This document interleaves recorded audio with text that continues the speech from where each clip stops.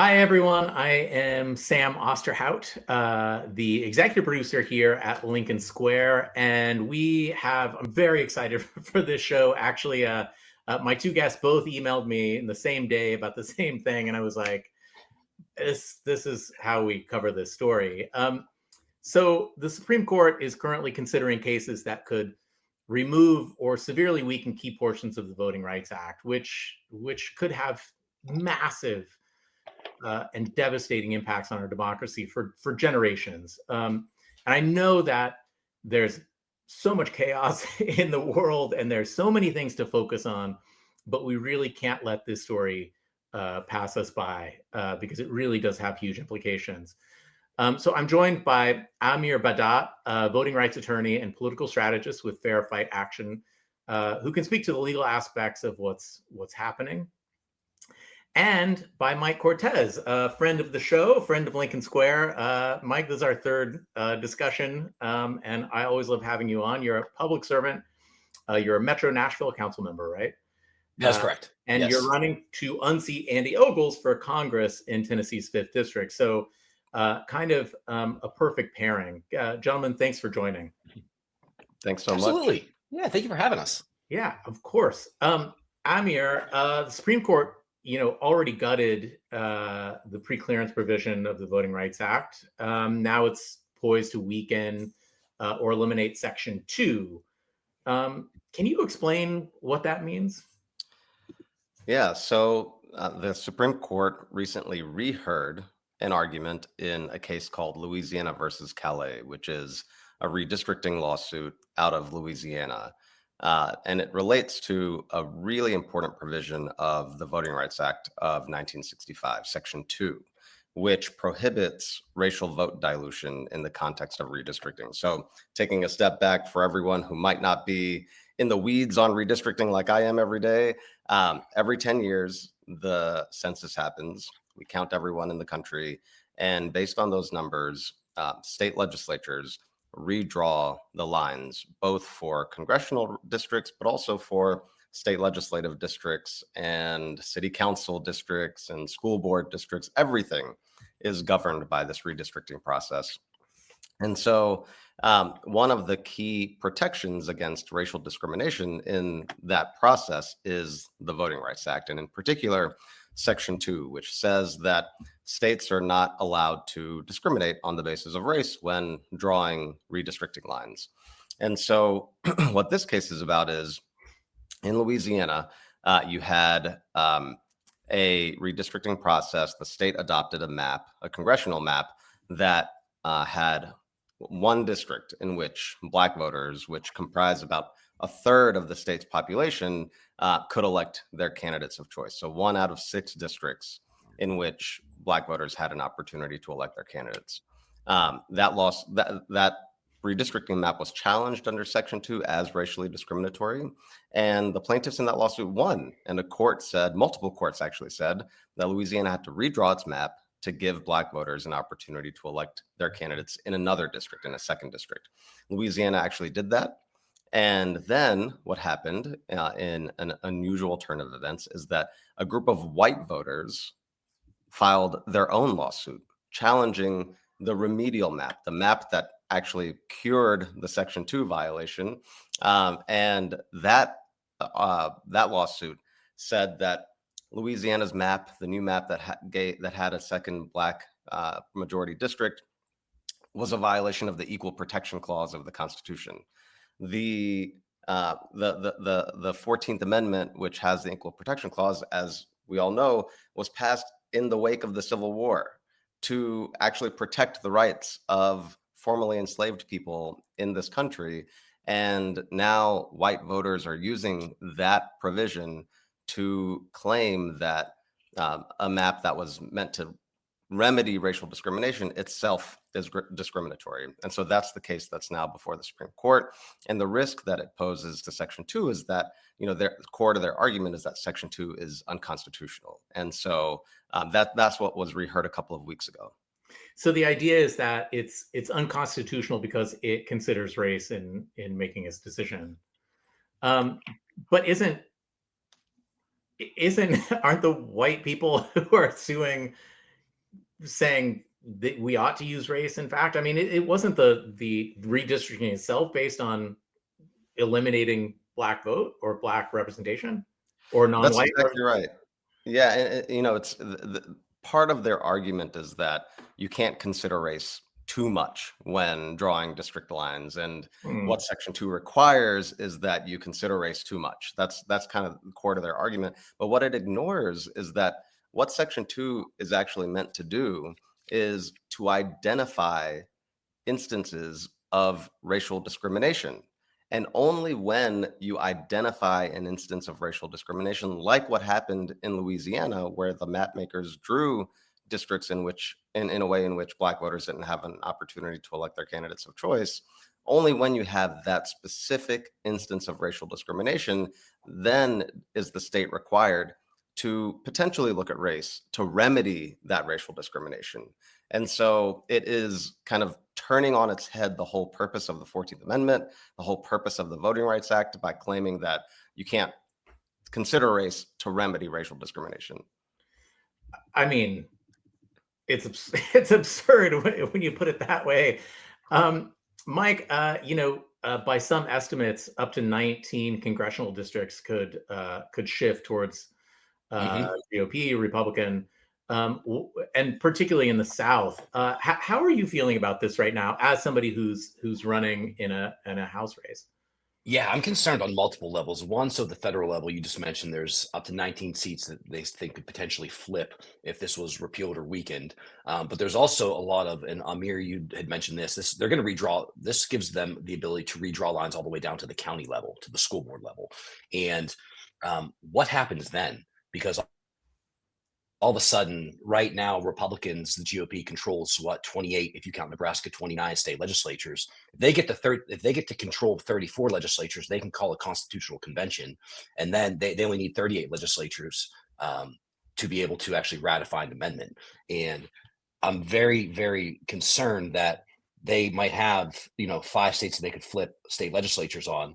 Then all of a sudden, they're going to be coming after voting rights in many different areas, and then they're going to inch their way up to that magic 38 number, and then they can rewrite the Constitution at will. And that's a really terrifying proposition, and it fits right into Project 2025. I wonder, Amir, let me ask you first, but I think this is a good question for both of you.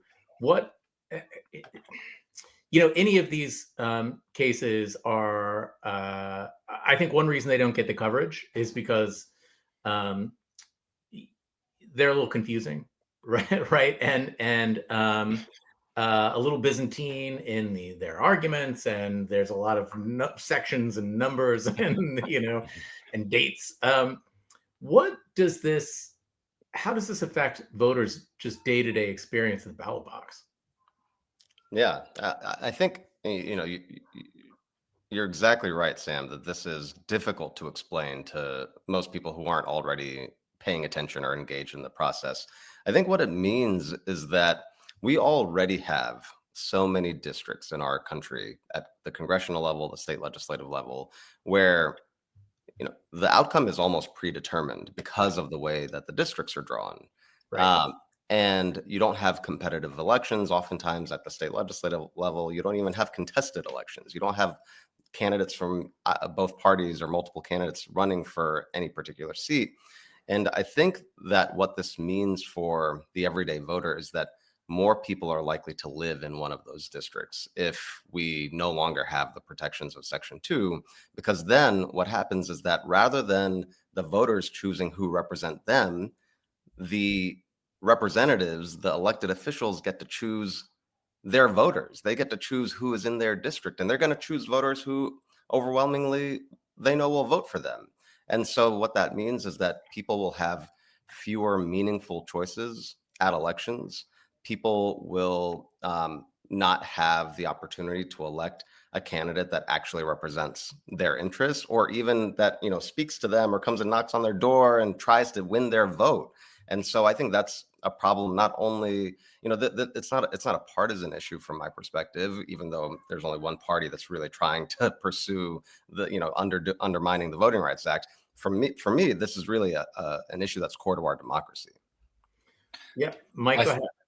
Yeah, I think one thing for voters to know and just citizens at large to know is one, I talk to so many people who are just sick of how extreme both parties are getting, and the partisan gerrymandering is it's one of the structural things that actually leads to that. So, there's maybe 30 to 50 seats that are actually swing districts where you can actually really, it could go one way or the other. Those other seats in the House, those are safe districts. The only thing those incumbents have to worry about is a challenge from the extreme on either side. And then you have social media, you have dark money PACs, you have all these other influences pushing candidates further and further to the extremes.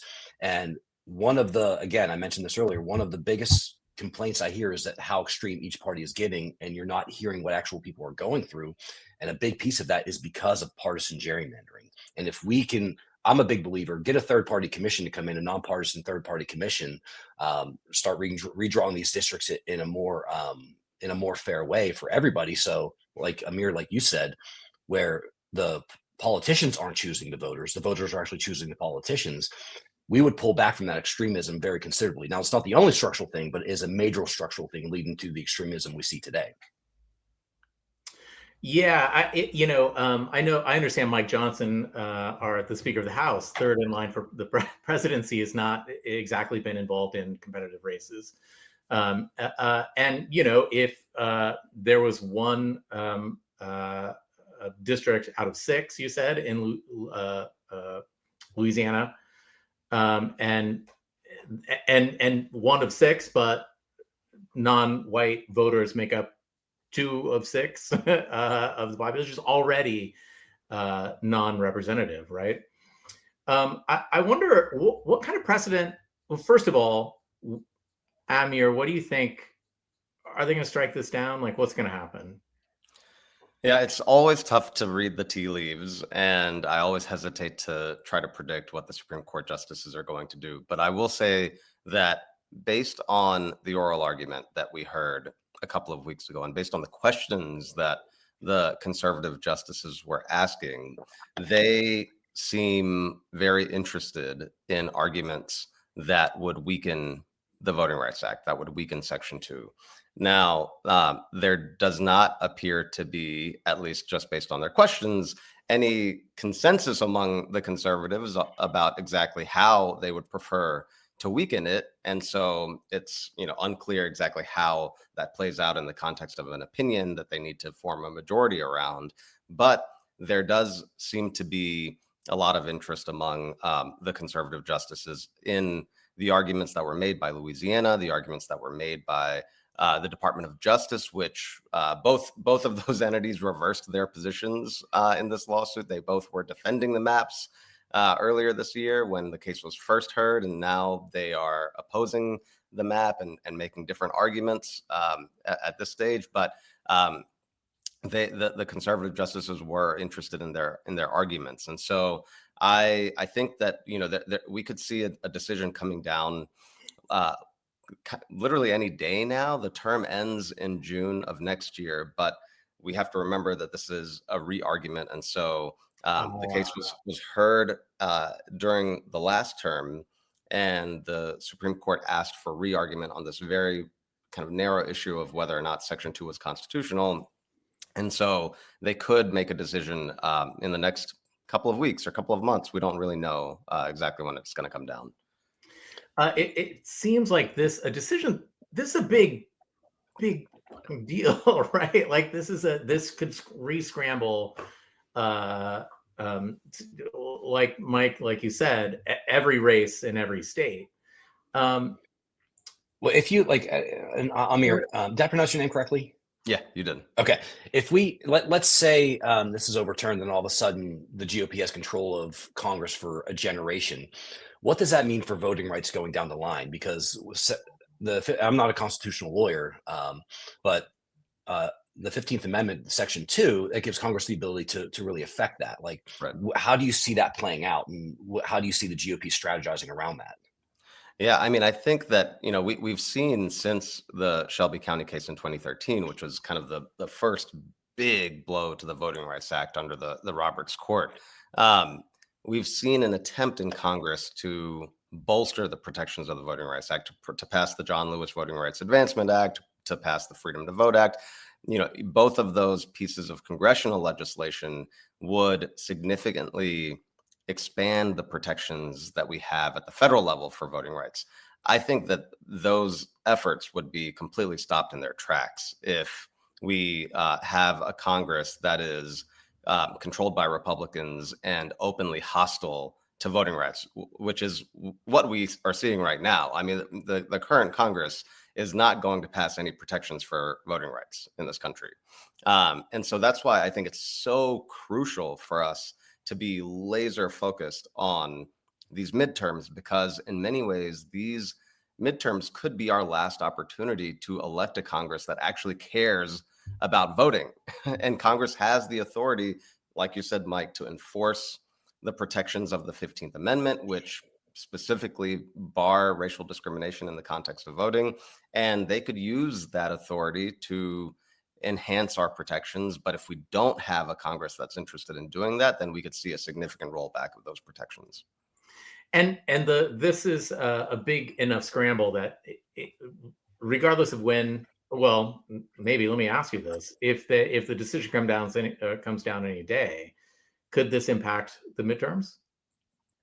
Absolutely. I think that if we have a decision that comes down in the next couple of months, even going into the spring of next year, what we are going to see is a mad scramble at the state legislative level to pass new redistricting maps that will decimate Black and minority voting power, particularly in the South. And that's part of what the report that Fair Fight and Black Voters Matter Fund issued a couple of weeks ago, which you mentioned earlier, Sam. We looked at what could happen if Section 2 of the Voting Rights Act was struck down.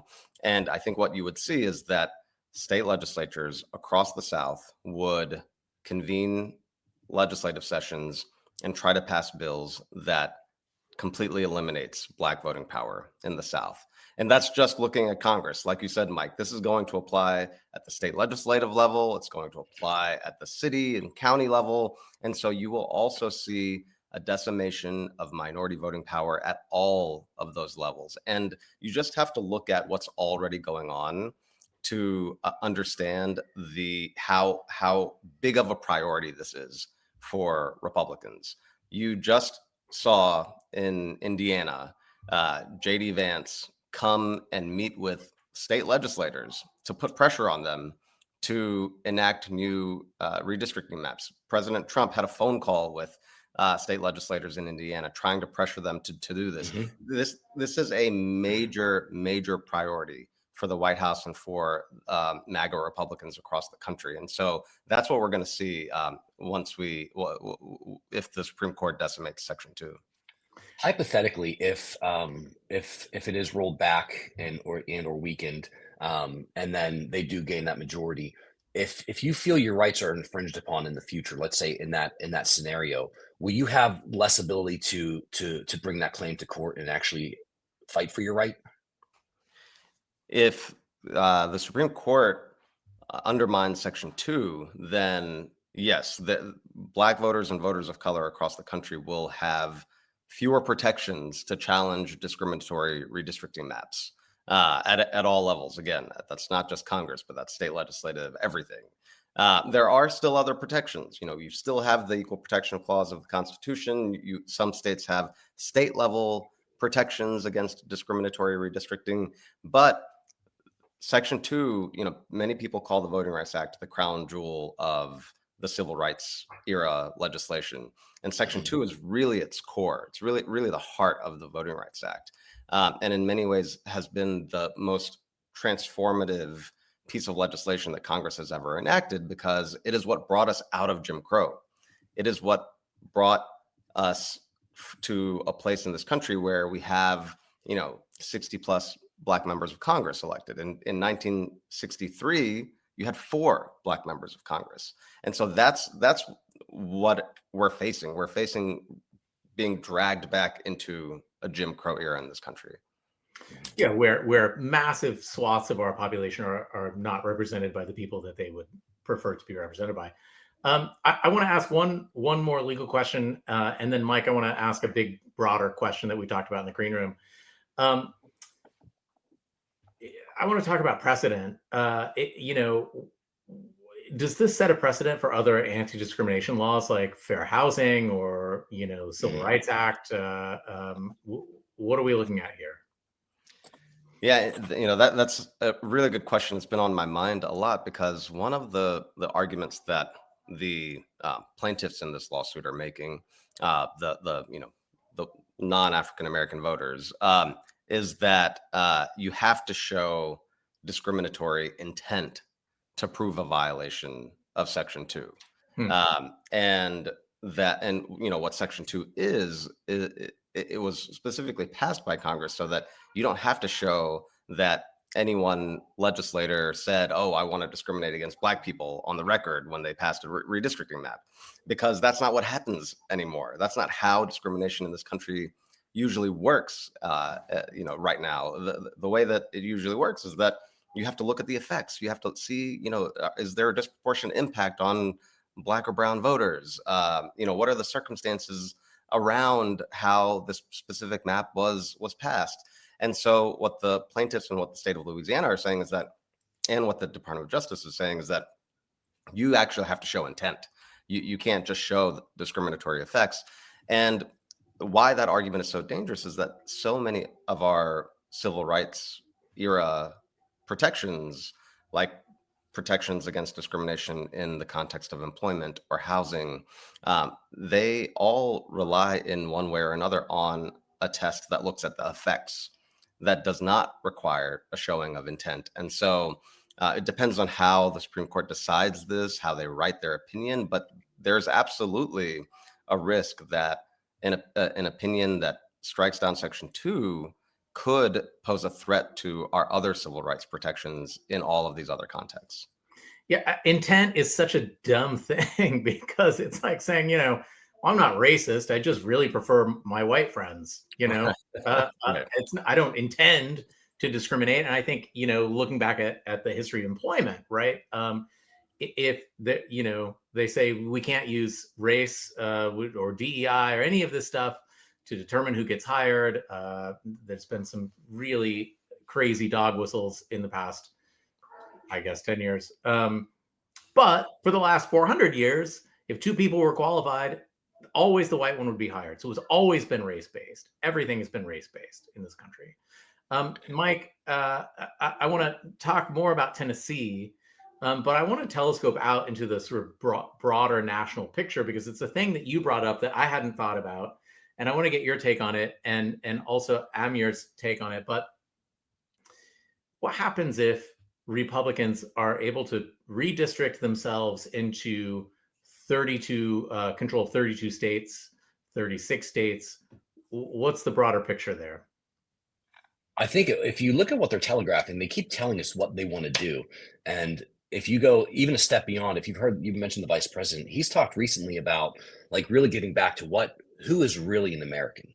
And he's talked about it's coming back to did your family own land? Do you have heritage here? When did your family immigrate over here? How many generations ago? They're really setting the stage, and they always telegraph what they're going to do. And that's a very, very scary proposition that they're coming down, where they really want to reclassify and redefine what it means to be American.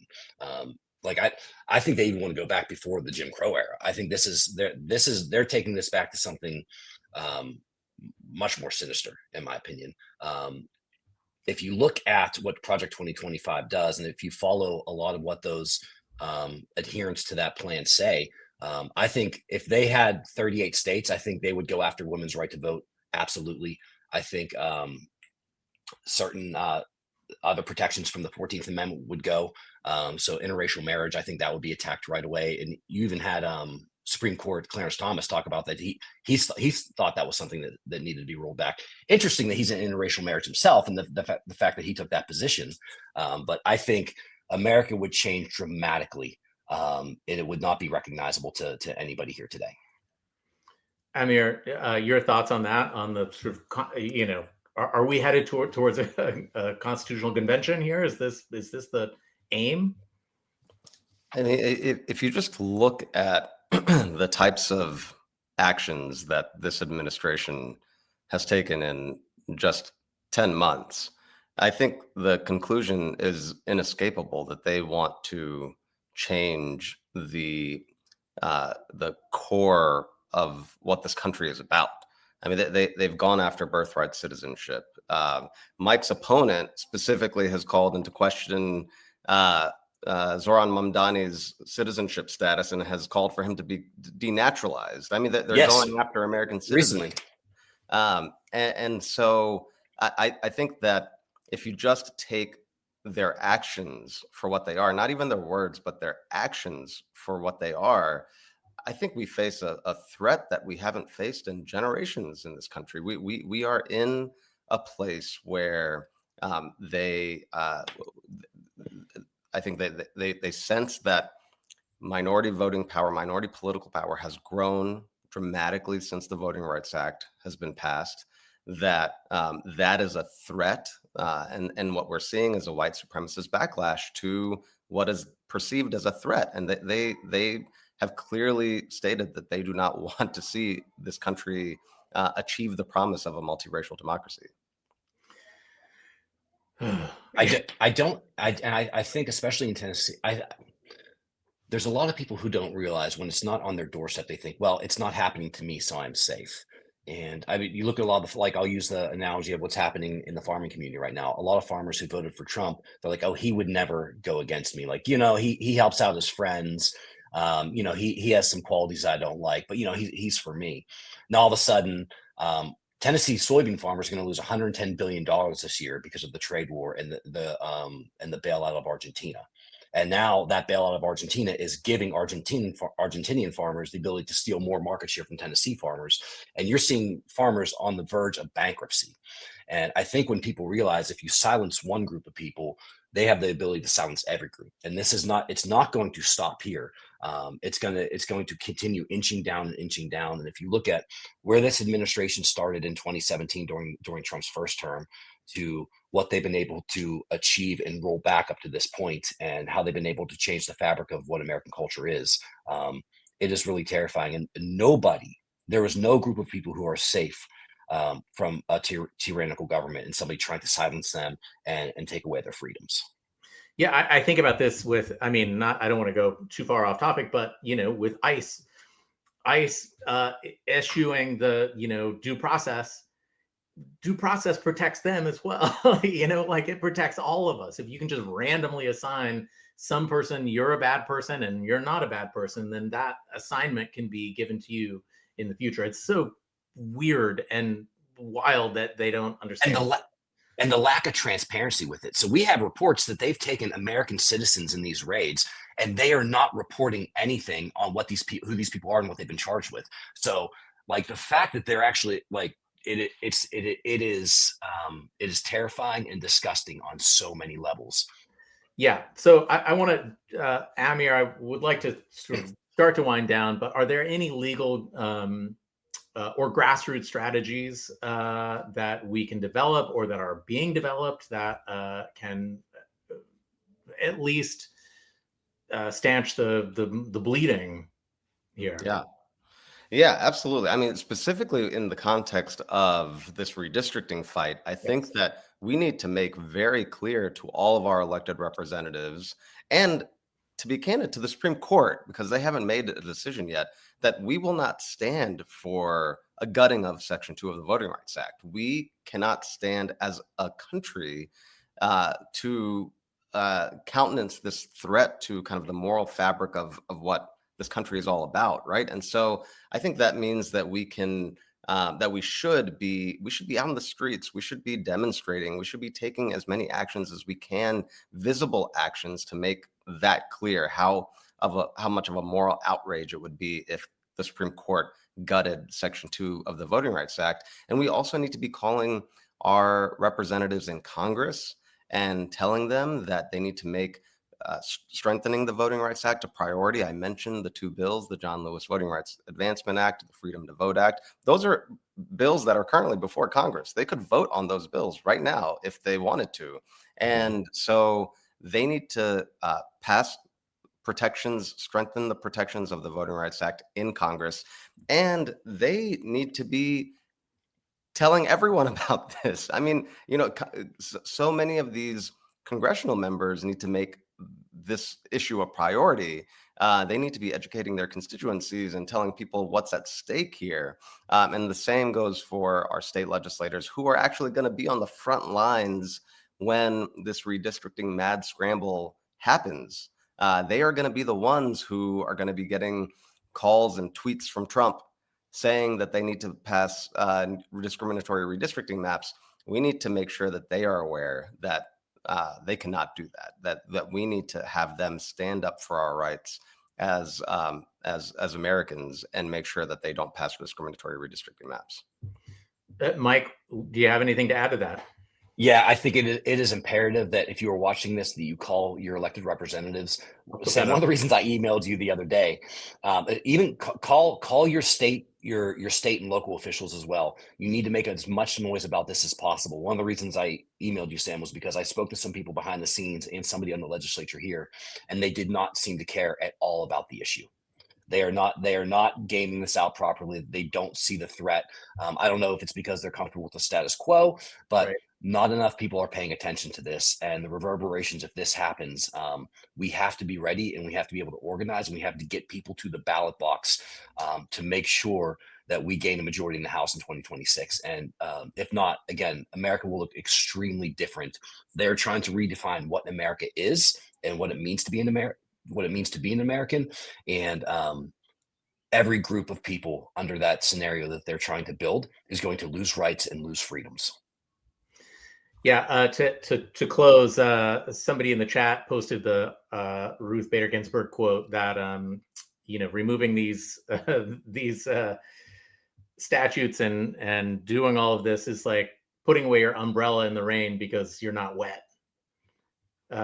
It's a great analogy. Right. Yeah, it's wonderful. Well, that's exactly right. And I mean, that's what, and part of the argument in this redistricting case, the Calais case out of Louisiana, was that, there should be a sunset on Section 2 because we've come such a long way as a country. It's true. We have come such a long way because of the Voting Rights Act. And if we get rid of it, you only have to look at what happened the last time we got rid of part of the Voting Rights Act after Shelby County in 2013. States immediately passed restrictive photo ID laws and discriminatory voting laws. And so you're going to see the same thing happen this time. Yeah, it happened very quickly. Mm-hmm. Well, Mike Cortese and Amir Badat, thank you both for joining. And once a decision does come down, I would love to get you both back and sort through the debris. Hopefully it's a more positive conversation. Yeah, let's hope we have something to celebrate. Yeah. All right. Thanks, guys, for joining. And everyone out there watching, really appreciate you. Call your electeds. Don't let them up. Thanks, everyone. Thank you. Thanks so much.